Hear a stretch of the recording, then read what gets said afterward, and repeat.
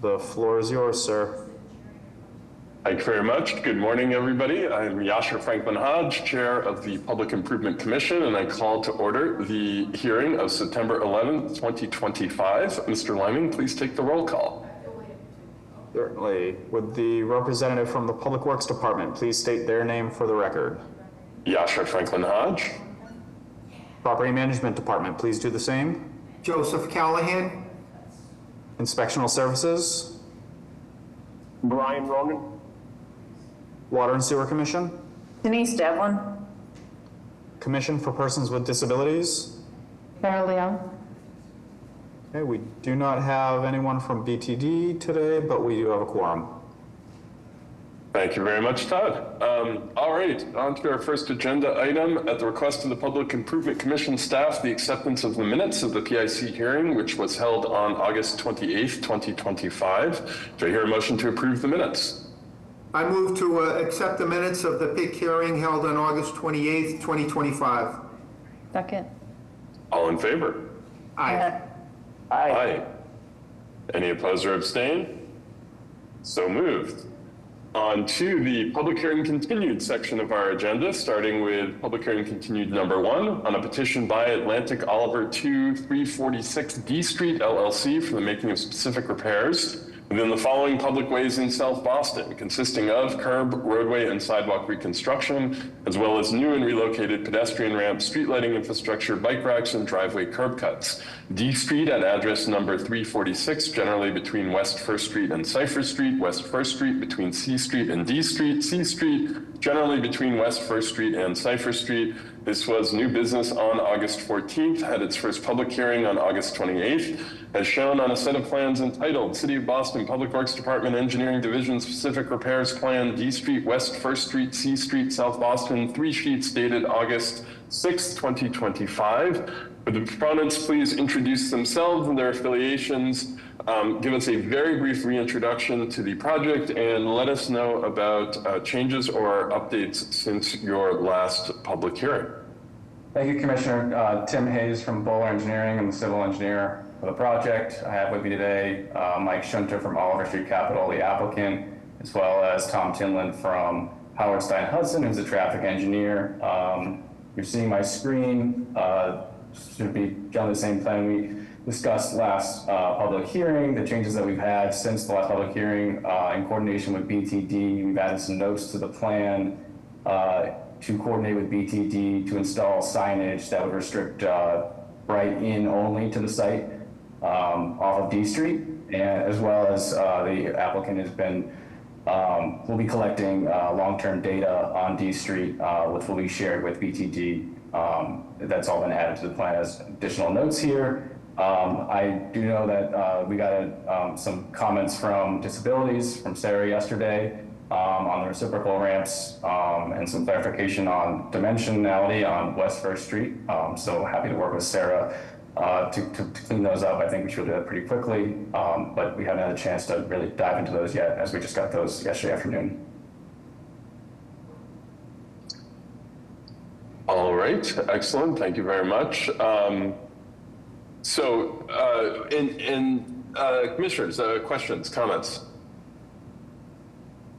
Yes, thank you so much for the presentation, and apologies for our late feedback yesterday afternoon. But I did want to confirm the dimension on West 1st at the light poles at this hearing, just to confirm that there will be a minimum of 5.5 feet at the back. So we have 5.5 feet to the signs, but 5 feet to the light poles because they're okay. So as long as there's a 5-foot clearance behind the light poles. Yeah. So that we can clarify that on the plan, but that we don't have quite the extra half a foot because the light pole is a little larger. All right, that's helpful. I'm happy to coordinate a conversation after this continued public hearing about that, as well as the reciprocal ramps. But I think those can be, any vote can be contingent upon that coordination. Thank you. Thank you. Commissioners, other questions? So One from me, I appreciate you working with BTD Engineering on the driveway on D Street. I know that's a very tricky short block there. And, you know, hopefully that signage will be sufficient and the monitoring will confirm that. What is the expectation, however, for the exit on that driveway? Will that be a right-only exit as well, or is that was that discussed with BTD Engineering? Tom, are you available to answer that question? Yes, good morning, Commissioner, members of the board. Tom Tillman from Howard Stein Hudson. So D Street will act as onto the site, a right-hand turn onto the site, and the exit will be on C Street.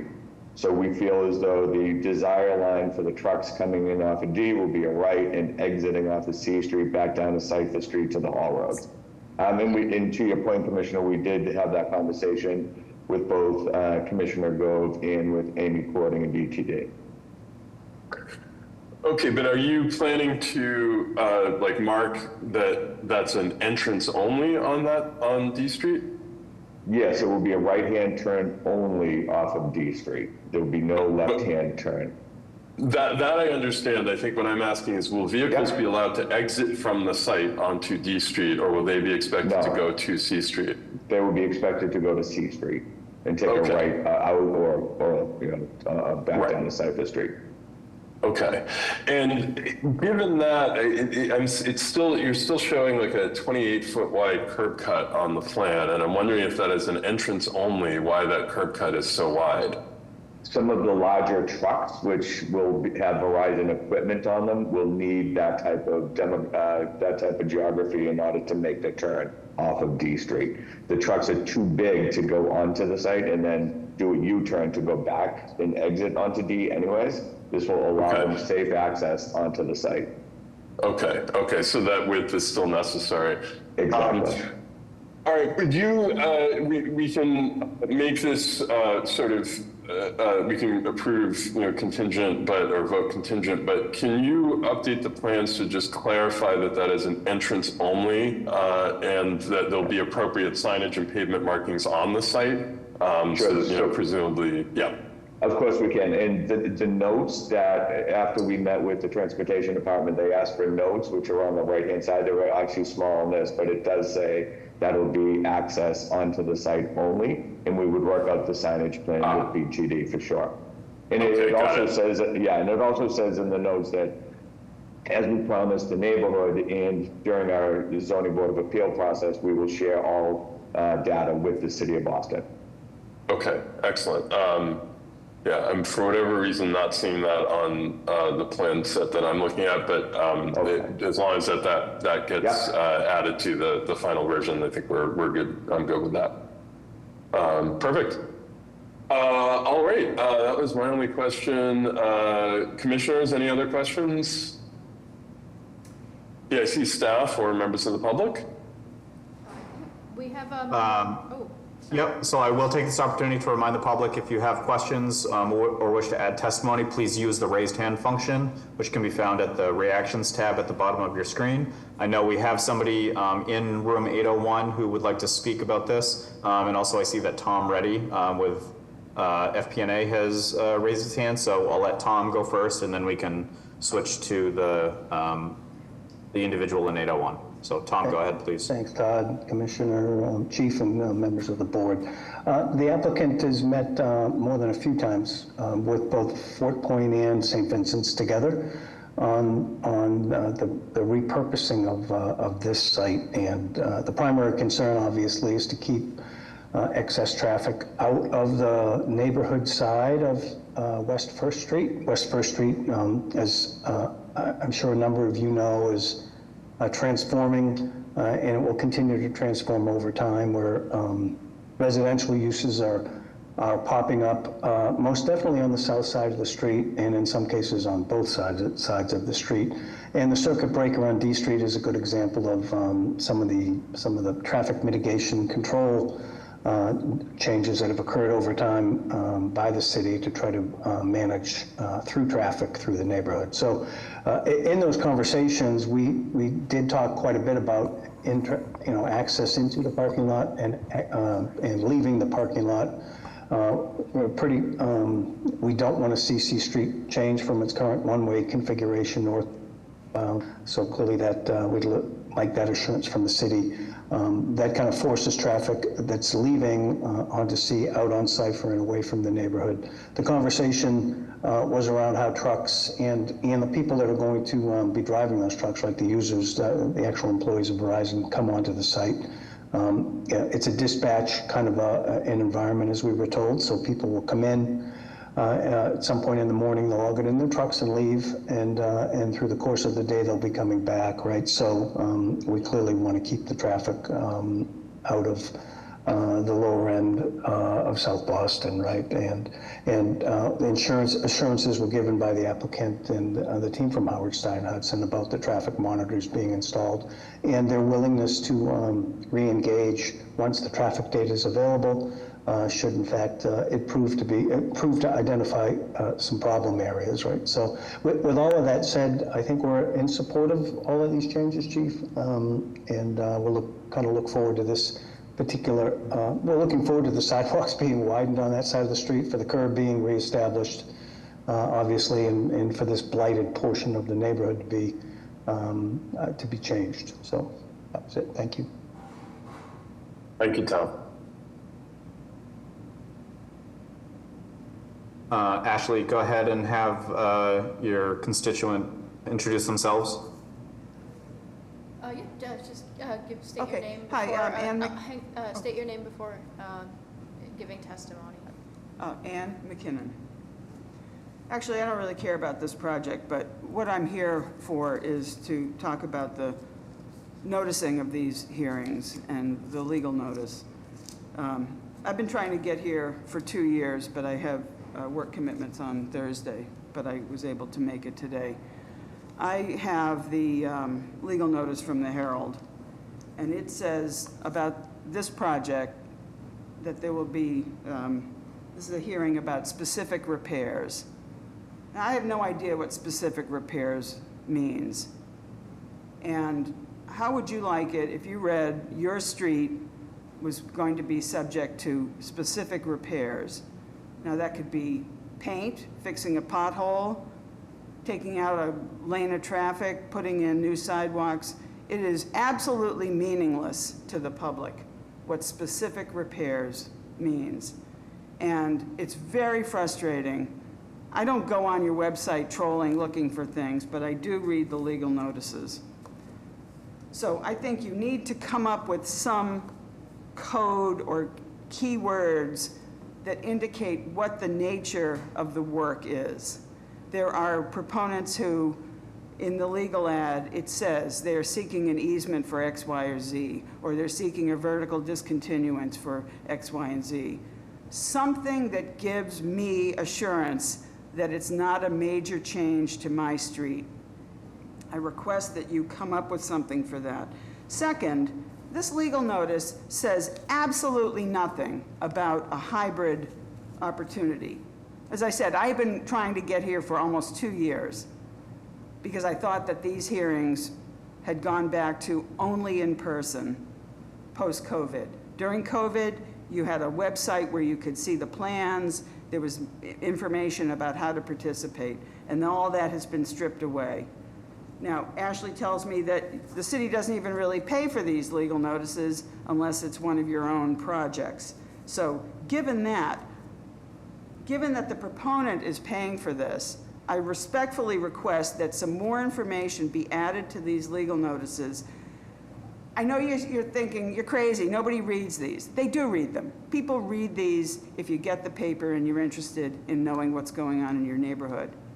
So I really request that these notices be improved so that they are meaningful for people, for members of the public like me who want to know if this is something important that I should show up for. As I say, I don't care about this project. I'm just using it as an example of incomplete information in the legal notice. Thank you. Thank you, Ms. McKinnon, for the testimony and for the feedback. I think we're certainly happy to take a look at the structure of our legal notices and, whether there's additional information that would be, helpful for us to include as part of the standard template. I think we do try to provide a little bit more information about the scope of any repairs on the PIC agenda. What you heard me read into the record at the outset of this agenda item is kind of it provides a little bit more color, but I think the point is well taken that there's an opportunity to do more to help inform people and give them the opportunity to participate, and happy to take your feedback and see what kind of changes that we can make.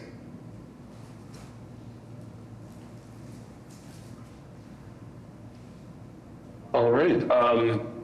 CIC staff, any additional comments, questions on public hearing continued number 1? No, I think just to recap, because there were quite a few things, we'd like to see the note on D Street updated to clarify that it will not allow exit onto D. We're going to have the dimension on West First Street updated to clarify that there is at least 5 feet clear behind the streetlights. And I believe Sarah also mentioned something about the reciprocal ramps along West First Street and changing the notes relative to those. So I think any vote would be contingent on those 3 things. All right, thank you very much. Do I hear a motion to approve public hearing continued number 1? I move to approve a petition by Atlantic Oliver 2, 346 D Street LLC for the making of specific repairs on D, West First, and C Streets as read into the record by the chair, contingent upon the receipt of the updated plans, including the coordination with the City Disabilities Commission. Second. All in favor? Aye. Aye. Aye.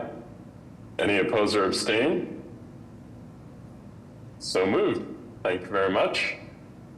All right, on to our next agenda item, public hearing continued number 2 on a petition by NStar Electric Company, DBA Eversource Energy, for a grant of location to install an electric transformer vault and associated infrastructure within Whitby Street, Public Way, East Boston, located at address number 16, generally northwest of Ford Street. This was new business on August 14th and had its first public hearing on August 28th. And is shown on a plan entitled City of Boston Public Works Department Engineering Division Grant of Location Plan of Transformer MH4PIC, 16 Whitby Street, East Boston, one sheet dated August 2025. Would the proponents please introduce themselves, their affiliations, give us a very brief reintroduction to this project, and let us know about any changes since your last hearing. Hi, good morning. It's Katie Flaherty representing Eversource Electric. This morning we're going to ask to continue this to the next PIC hearing. We are currently working on outstanding documents that were requested at the previous hearing, but we do not have them ready yet. Understood. Thank you. I'm glad to hear that that work continues. We look forward to getting caught up on those documents. Do I hear a motion to continue public hearing continued number 2? I move to continue public hearing commission agenda item number 2, petition by NStar Electric to the next PIC hearing on September 25th. Second. All in favor? Aye. Aye. Aye. Thank you. Any opposed or abstain? So moved. All right. You are good. We'll see you in 2 weeks. Thank you. All right, on to our next item, our next section, the public hearing section of the agenda, starting with public hearing number 1 on a petition by LHCD Sprague Owner LLC for the making of specific repairs within Sprague Street, Public Way, Hyde Park, located on its southeasterly side at address numbers 36 to 40, generally across from Sprague Place, consisting of curb realignment, roadway and sidewalk reconstruction, as well as new and relocated pedestrian ramps, street lighting infrastructure, storm drain infrastructure, and hydrants. This was new business on August 28th, as shown on a set of plans entitled City of Boston Public Works Department Engineering Division, Specific Repairs Plan 36 to 40 Sprague Street, Hyde Park, 2 sheets dated September 6, 2025. Would the proponents please introduce themselves, their affiliations, give us a very brief reintroduction to the work, and any updates since your last hearing. Hi, good morning again, Commissioners. Tim Hayes from Bowler Engineering, civil engineer for the project. I have with me today Jeff Quinn from Commonwealth Development Partners, the applicant. As discussed in the last hearing, the proposal is for widening of the sidewalk in Sprague Street in order to provide a minimum 5-foot clear width behind obstructions, including light poles, hydrants, and other utilities. The changes that we have made in the last 2 weeks, we've been working with Disabilities on the 2 ramps located at the entrance to Horn Street, or formerly Horn Street, in order to make sure those are in compliance. I think we have one more small tweak to make based on discussion with Sarah yesterday, but I think it's just a clarification on a grading item. And otherwise, we've also added in references, and you'll see kind of the limits of the Public Works Department bridge department, where there's be some roadway work that is happening under a separate memorandum of understanding between the applicant and the city, where there's going to be some full depth reconstruction of the roadway as kind of hatched in the dot hatch, and then there's going to be some full under that same MOU, there's going to be some overlay done to the extents that are shown here. I've referenced those plans from PWD. I understand that MOU is in progress and I think close to the finish line. The developer is very eager to try and get this work done on the sidewalks this fall, and it's hopeful that we can get to a approval here, even if the MOU is still pending approval between the 2 parties, given the status of where it's at. They do think that if they get the approval here, they can get this done, this sidewalk work in and done prior to this other work happening this fall. But happy to answer any questions or comments. Commissioners, questions, comments?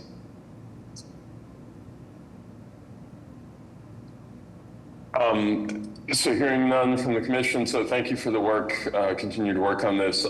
So having reviewed the kind of current discussion, the current status of the MOU related to the roadway repairs, I think, I will say on behalf of the Public Works Department that we are not comfortable approving this full package at this point. While we have made some progress on that MOU, there is still we received a pretty aggressive set of red lines to that document recently, and I think need to have another round or 2 of discussions to get to a place where everyone is aligned.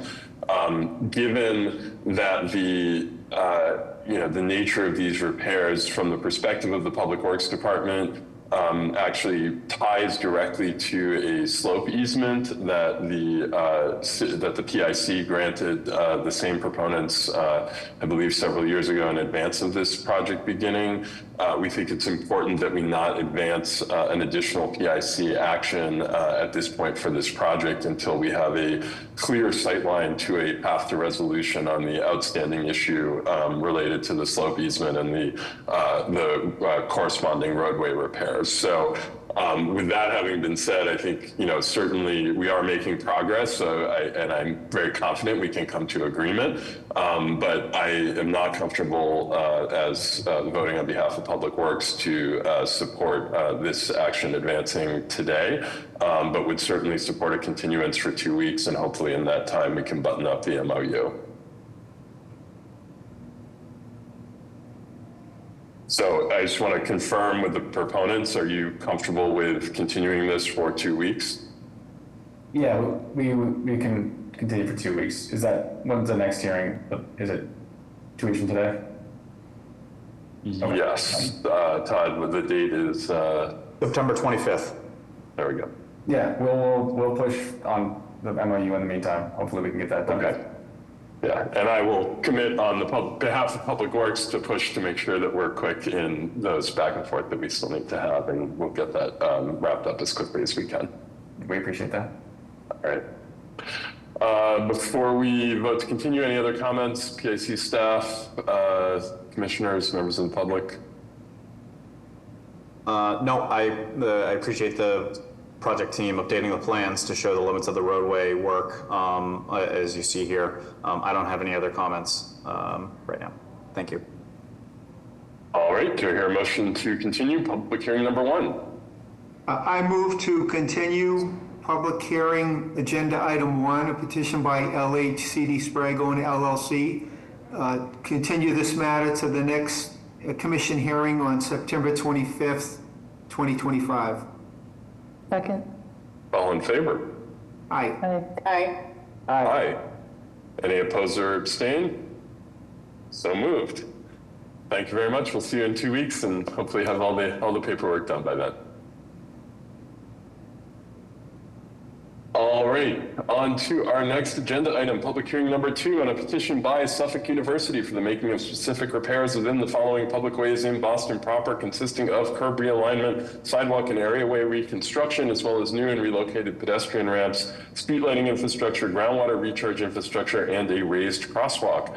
Tremont Street at address number 101 between Bromfield Street and Bosworth Street, Bromfield Street southeast of Tremont Street, Bosworth Street southeast of Tremont Street. This was new business on August 28th, as shown on a set of plans entitled City of Boston Public Works Department Engineering Division Specific Repair Plan, 101 Tremont Street, Bromfield Street, and Bosworth Street, Boston proper. 3 sheets dated August 26th, 2025. Would the proponents please introduce themselves, their affiliations, give us a very brief reintroduction to the project, and update us on any changes since your last hearing. Good morning, Chief, members of the Commission, and members of the public. My name is Elisa Arriaga. I'm with VHB, the project engineer. With me are members of Suffolk University and BBJ, the project architect, and the project attorney. So I'm going to give a quick reminder of what this project is about. So Suffolk University is converting an existing office building in downtown Boston where currently Beantown Pub is located. It's being converted into a residence hall for students. Specific repairs for this project consist of new concrete sidewalks, new vertical granite curb, a new raised crosswalk on Bosworth Street, new injection wells on Bosworth Street for infiltration, and new ADA compliant ramps. Last new business hearing, we got 2 comments from BTD. One of them was to send them the vehicle turns we have run for Bromfield Street, which we did send to Amy Cording. And they also told us to reach out to the Boston Fire Department to let them know about the new width on Bromfield Street, because it did narrow due to the curb bump out.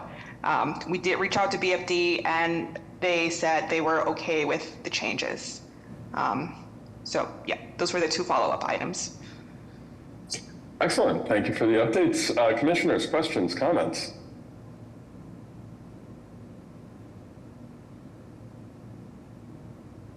PIC staff or members of the public? I think we are all set on this. All right, excellent. I will just add as a note of commentary on this, very much appreciate that this project is resolving a number of areaway related sidewalk challenges. This is a persistent challenge for the city in this part in downtown, and so really always happy to see projects come through that bring sidewalks up to modern standards, even with the areaways underneath. So thank you for that. With that having been said, do I hear a motion to approve public hearing number 2? I move to approve a petition by Suffolk University for the making of specific repairs on Tremont, Bromfield, and Bosworth Streets, as further read into the record by the chair. Second. All in favor? Aye. Aye. Aye. Any opposed or abstain? So moved. Thank you so much. All right, and on to the second action related to this, public hearing number 3 on a petition by Suffolk University for the granting of a private utility license for the installation of new telecommunication infrastructure within Bromfield Street Public Way, Boston proper, located between the sides of 101 and 110 Tremont Street, generally southeast of Tremont Street. New business on August 28th, as shown on a plan entitled City of Boston Public Works Department, Engineering Division, Utility License Plan, 101 Tremont Street and 110 Tremont Street, Bromfield Street, Boston proper, one sheet dated August 26, 2025. Would the proponents please reintroduce themselves and their affiliations and give us an update on this action and any changes since your new business hearing. Yes. Good morning. My name is Elisa Arriaga. I'm with VHB, the project engineer. I'm joined by members of Suffolk University and BBJ Architects and the project attorney.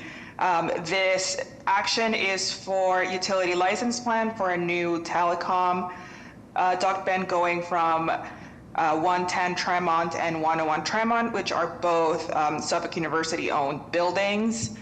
And we had no comments or questions last new business hearing.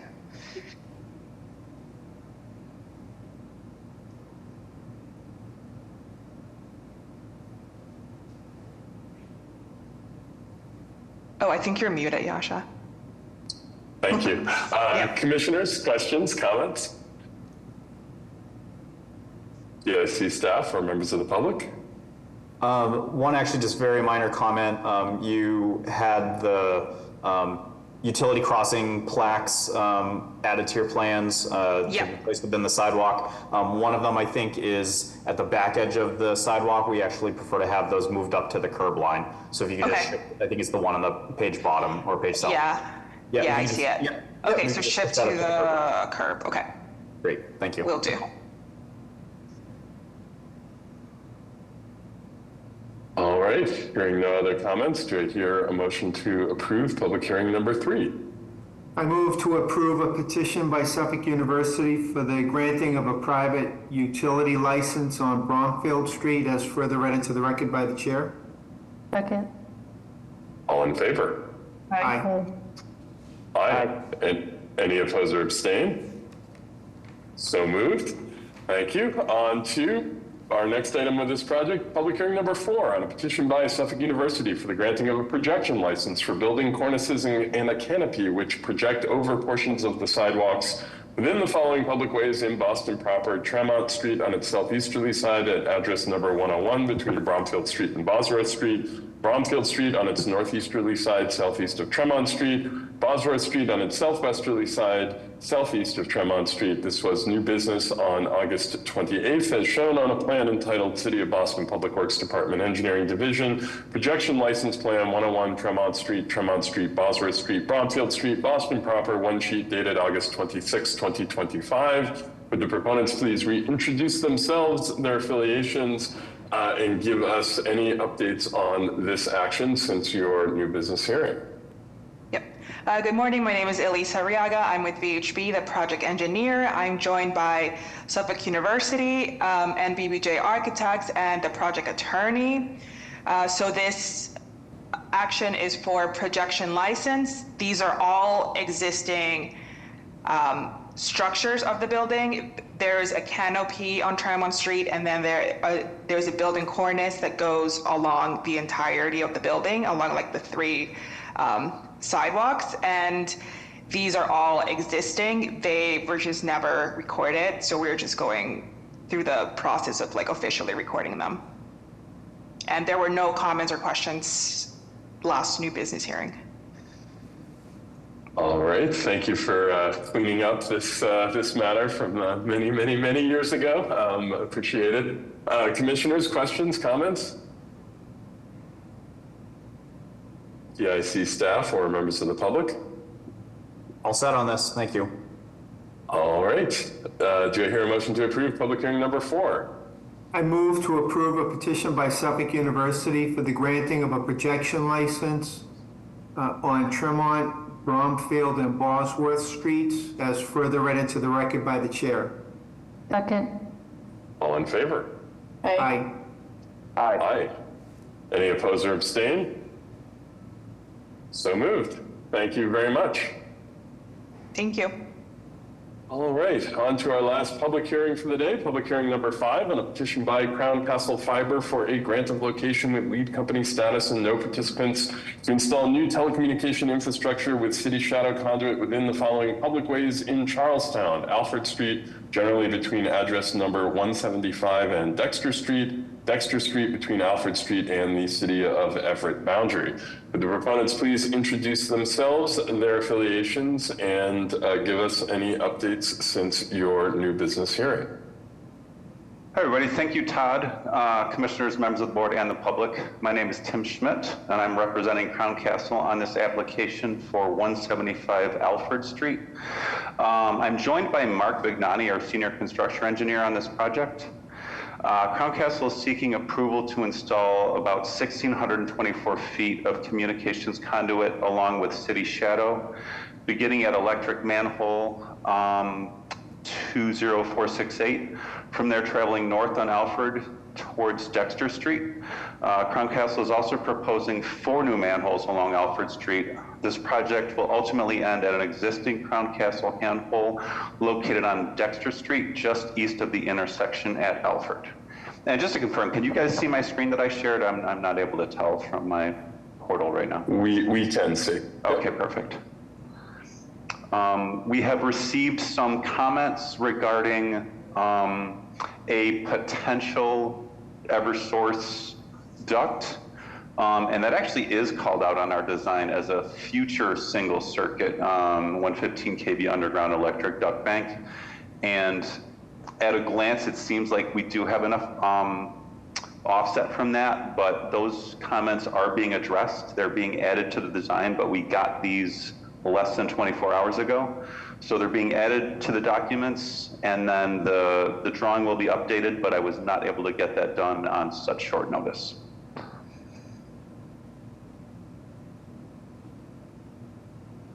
Understood. Thank you very much. Commissioners, questions, comments?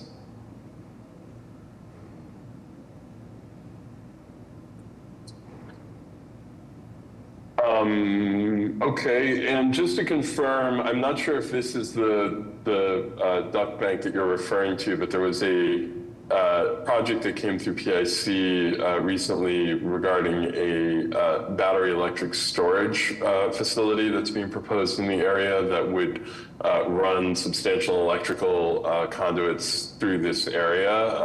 And so just want to confirm that you have you're fully aware of those plans, that they have been taken into account in your routing, and that you have, as necessary, engaged with the approved proponent for that project around this? We have engaged with Eversource regarding that. Okay. And the comments they gave us were, one of them was that we followed the 811 procedures, but there were some other minor comments, and those are being added to the design as well. Okay, just for clarity, I think the proponent who we saw was not Eversource for that particular project. Todd, do you happen to know off the top of your head who, is it Trimount? Yeah, we have correspondence with Lisa Chow at Trimount as well. Okay, excellent, great. Okay, so as long as you're in communication and are coordinating. Second, just point of note and confirmation. So we recently improved the bicycle infrastructure along Alfred Street here, and there was some installation of flex posts associated with that, as well as pavement markings. I want to just confirm on the record that you will be restoring any bicycle infrastructure that is disrupted by this project. Yes, definitely. We'll restore anything that we disturb. I believe that is called out in small print on the design, but absolutely. No concerns on that. So, yeah. All right, and last related question to that, where are you with your TMP for actually, have you started the process of developing a TMP for this project? Let me look.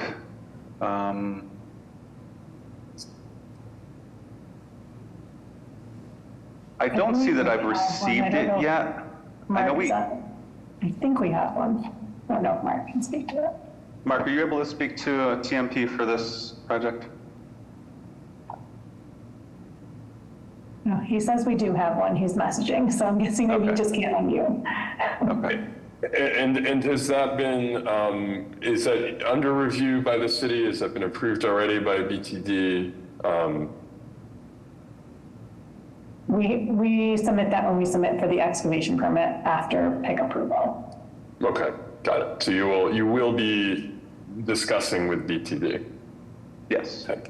So my ask as you start that process, and I will raise this with BTD as well, is that you overemphasize for safe accommodations for pedestrians and cyclists along this corridor during construction.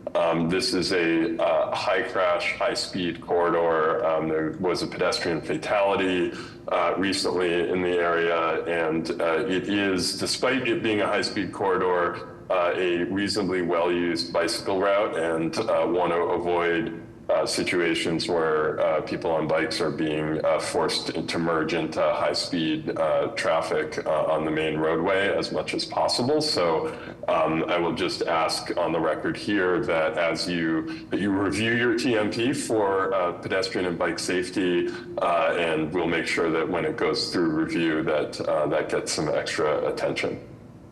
Yes, I assure you that that will happen. I cycle myself in the city that I live in, and I respect that you guys are building out more infrastructure for cyclists in Boston. So great to hear, and thank you for taking a look at that. Yeah. All right, that was all my questions. PIC staff, any questions, comments? No, I think we're all set with that. We'll have to coordinate with VHB and Trimount when the notes to these plans are added, but beyond that, I think we're all set. Great. With that, do I hear a motion to approve public hearing number 5? I move to approve a petition by Crown Castle Fiber for a grant of location on Alfred and Dexter Streets as read into the record by the chair and contingent upon the receipt of the updated plans as discussed. Second. All in favor? Aye. Aye. Any opposed or abstain? So moved. Thank you so much. Thank you, guys. Have a great day. You too. All right, we've reached the end of our public hearing section of the agenda and can move on to new business, starting with new business 1, Arch Street at 31 Milk Street, Boston proper, specific repairs on a petition by Dinosaur Milk LLC. Would the proponents please introduce themselves and their affiliations and talk us through the project as well as the PIC actions that you are proposing to undertake? Yes, sir. Thank you very much. My name is Scott Oran. I'm one of the managers of Dinosaur Milk LLC. I'm here with my other manager, Mark Dufton. And this project is alternately known as 9 Arch Street, 31 Milk Street, or 16 to 18 Hawley Street, depending on who you ask in the city. We're going to convert an office building to 110 residential apartments. And Ryan Gordon from Niche Engineering will explain to you what we're here for today. Thank you. Yes, good morning. My name is Ryan Gordon, project manager with Niche Engineering. Can you see my screen with the plan? Yes, we can. Thank you. All right, so as Scott described, this is an office to residential conversion project. We have proposed specific repairs for some sidewalk replacement on Arch Street. I have an image here of the existing sidewalk. This is the building here and Arch Street with a couple of lines showing the approximate replacement, length of replacement. This replacement is proposed for a couple of reasons. One, to improve accessibility into the main residential entrance for the building, as well as for adding some Eversource equipment hatches, a personnel hatch, and grate in the sidewalk that's needed for new electrical equipment for the building to support the renovation. Along with that, the existing building basement extends out beneath the sidewalk. The existing sidewalk is approximately 6.5 feet wide. That existing areaway extends about 5.5 feet beneath the sidewalk. So in yellow here, you see the approximate extent of sidewalk repairs. As part of this, we'll make the new sidewalk ADA compliant with cross slopes less than 2%. And in order to make that entrance accessible for the building, which is right here, we have some minor regrading out into the road to adjust the curb reveal. With that, I'm happy to answer any questions. Commissioners, questions?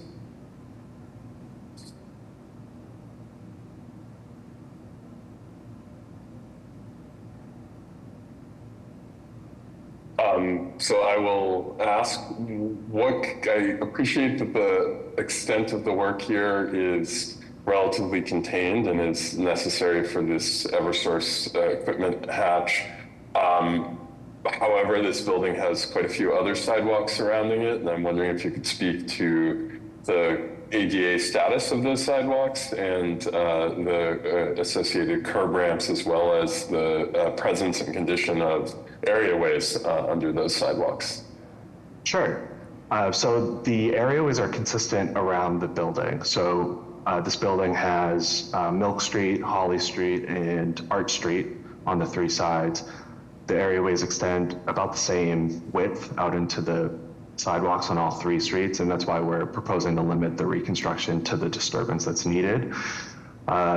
Generally, the sidewalks are, they have cross slopes that are not ADA compliant. They range from about, I think, 1.8% to 3%, with some exceptions that are under 2%. And the crosswalks, they're mainly at the intersections of Holly Street and Milk Street and Arch Street and Milk Street. They are pretty much, they're not actual ramps, but more like flush with the road in those locations. So we did look at that and consider it, but how we got to our extents that we're proposing was really what's needed to install the new features for the Eversource vaults.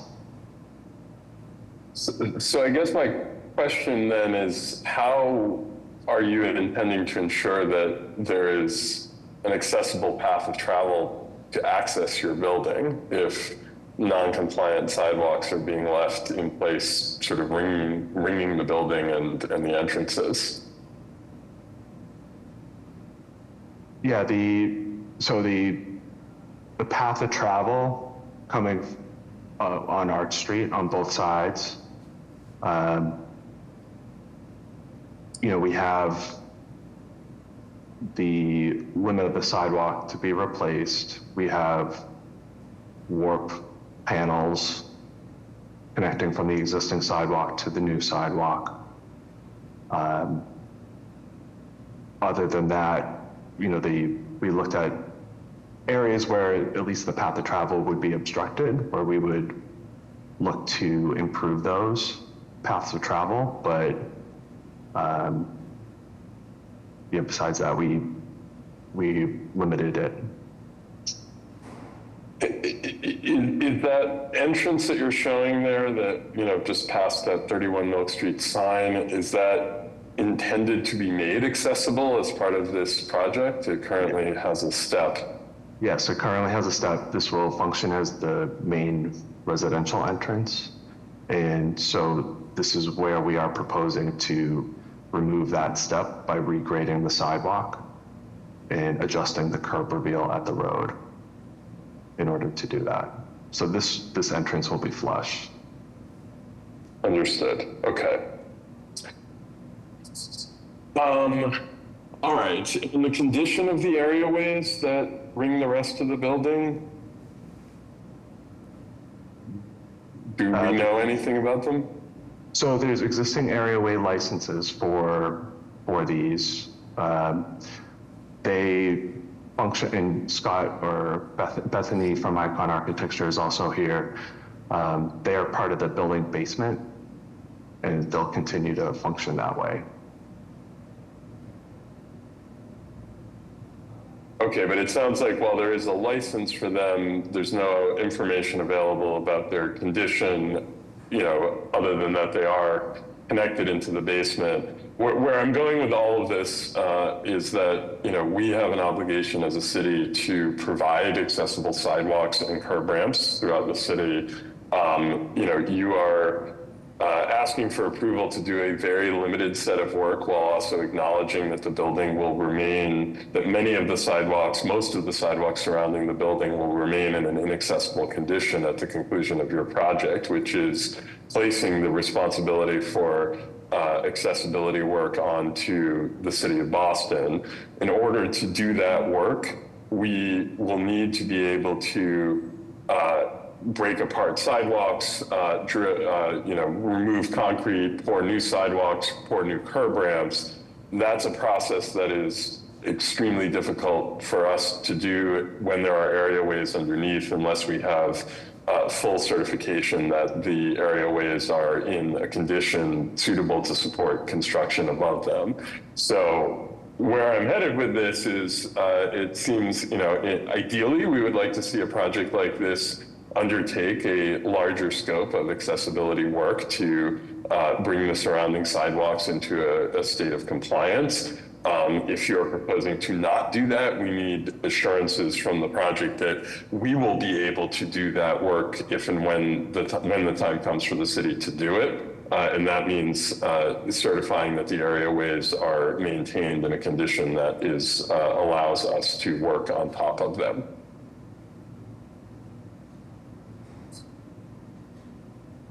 Okay, we can discuss that with our team, and I think, I don't know, Scott, if you want to speak now on that, or we can follow up. We need to follow up, thank you. Yeah, I just don't have enough information to speak intelligently about that now, thank you. Sure. Okay. All right, well, I appreciate you guys looking at that and coming back to it, coming back to us prior to the next hearing. You know, I think at the end of the day, you know, with my public works hat on, right, I'm looking at our general obligation to have, to maintain accessible sidewalks and paths of travel throughout the city. But I would also say that, you know, through the lens of this project specifically, while I appreciate that you are creating an accessible entrance at this, you know, one particular location on Arch Street, my concern is whether anyone could reach that accessible entrance with an accessible path of travel around the building. You know, how somebody in a wheelchair might, for example, come up Milk Street and cross onto the sidewalk immediately adjacent to this building at the corner of Arch and Milk. That does not appear to be a compliant curb ramp at Arch and, excuse me, at Milk and Holly. Not only is there not a compliant curb ramp on the corner, there's a curb reveal that somebody would need to traverse. So, you know, while I understand the desire to limit the scope of work here, I do feel like it's important, if we're approving projects, you know, that are ultimately about, you know, creating new, you know, changing the use of a building and, you know, the associated public infrastructure, that we need to kind of zoom out a little bit to make sure that the net result is something that is public infrastructure that serves everyone, regardless of ability in the project area. So I would ask that you take a look at what is doable here, whether there's additional infrastructure that can be brought into compliance to ensure that people can access your accessible entrance in the area immediately surrounding the building, and at an absolute minimum would expect to see clear certification that at the end of this, that the areaways are you know, fully maintained and can support future work by the city in the area. If I can just add to that conversation, so the areaway that lands, the existing areaway that's along Holly Street is with another condo outside of ours. So we've got the existing post office that is leasing primarily the majority of the first floor and into the basement as well. So the areaway that is along Arch Street where we're modifying, that's helpful for our Eversource vaults that we're going into, and so that's this limit of work. the opposite hand areaway is outside of our specific project boundary and condo. And then a little more clarification is that that entrance along Milk Street is the existing entrance into that post office. And Brian, I don't know if any repairs had already been made to improve that accessible entrance as well, since it's functioning. No, on Milk Street. Yes, So, right. so just to clarify, and we probably should have made this clear at the beginning, Dinosaur Milk LLC is the owner of a condominium interest in this building, which is only the upper floors. The first floor is owned by a separate entity that rents to the U.S. Post Office Service. So that's what that's referring to. Yeah. Thank you. Yeah. Appreciate that clarification, and that is a somewhat unusual setup, and certainly complicates this a bit. You know, with that having been said, I mean, I can't speak to sort of the, you know, without talking with PIC's legal counsel about what, you know, we can compel of a member of a condo association in a situation like this.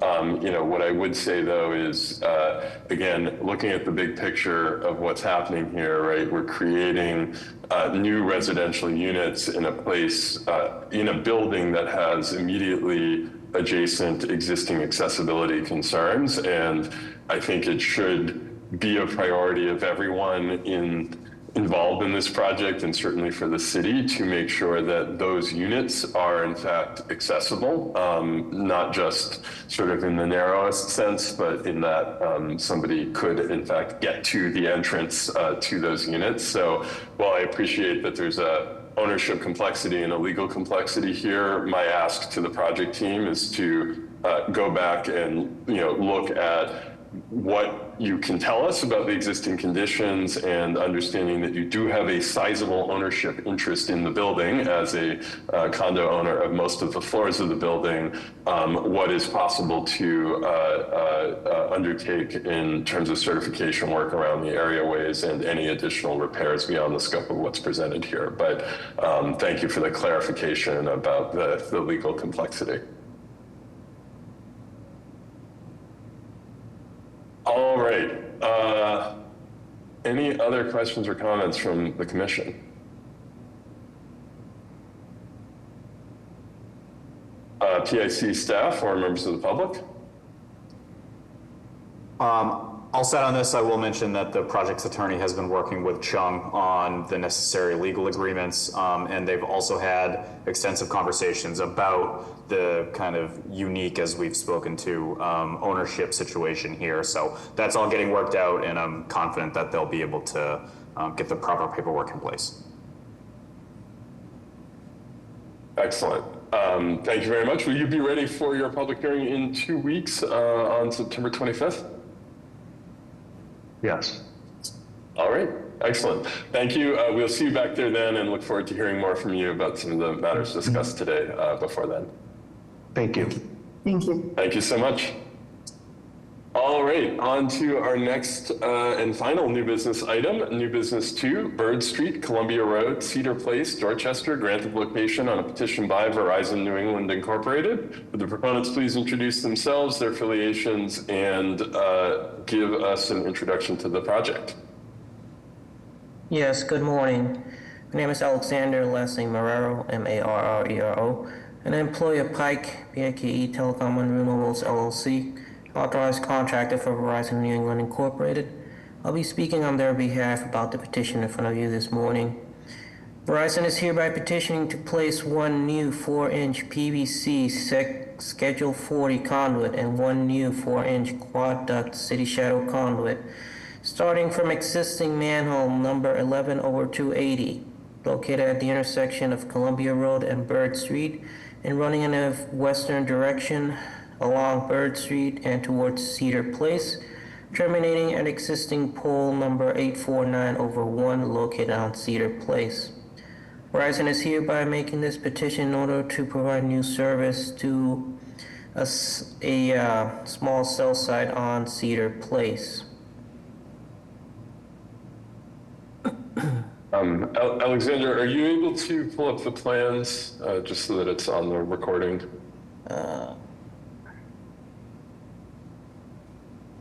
Give me 1 second. I don't see the option to share a screen here. Todd, are you able to pull them up? I have him on another screen, but I don't have him. I can't share my screen at the moment, unfortunately. Not giving me the option. Oops. Sorry, wrong tab. Give me 1 second. Apologies.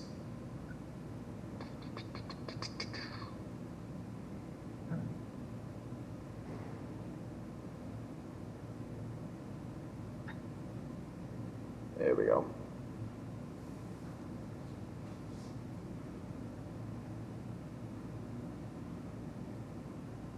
Everybody see that okay? Yep.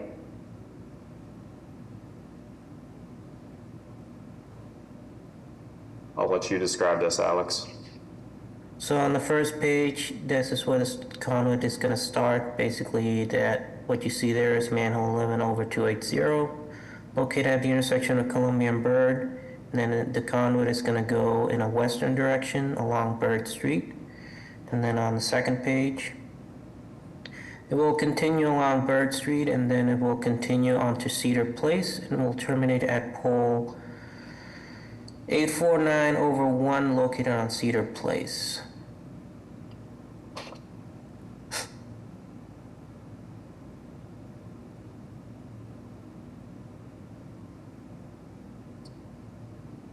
All right, commissioners, questions?